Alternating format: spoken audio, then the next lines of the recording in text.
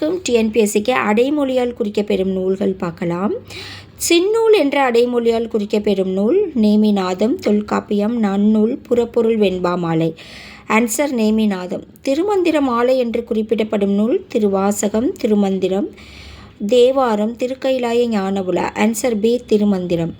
குடிமக்கள் காப்பியம் என்று அழைக்கப்பெறுவது கம்பராமாயணம், சிலப்பதிகாரம், வளையாபதி, குண்டலகேசி. ஆன்சர் சிலப்பதிகாரம்.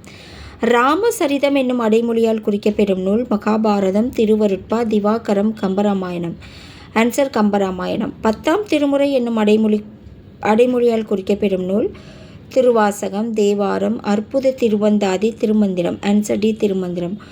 கொங்குவேல் மாக்கதை என்னும் அடைமொழியால் குறிக்கப்பெறும் நூல் திருமந்திரம், குண்டலகேசி, பெருங்கதை, மகாபாரதம். Answer C Perungathai. பஞ்சகாப்பியம் என்னும் அடைமொழியால் குறிக்கப்பெறும் நூல் ஐஞ்சிறுகாப்பியம், ஐம்பெருங்காப்பியம், இரட்டை காப்பியம், காமநூல். ஆன்சர் பி ஐம்பெரும் காப்பியம்.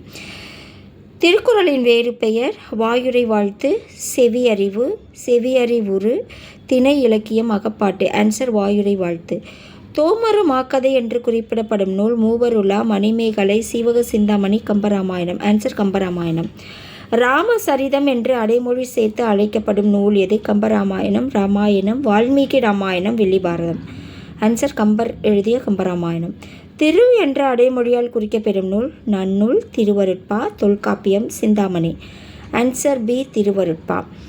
காமநூல் என்று குறிப்பிடப்படும் நூல் Thiruppavai, Seevaga Sinthamani, Thiruvempavai, Manimekalai. Answer Seevaga Chintamani.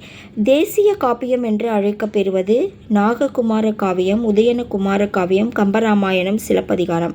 Answer D Silappathikaram. நன்றி.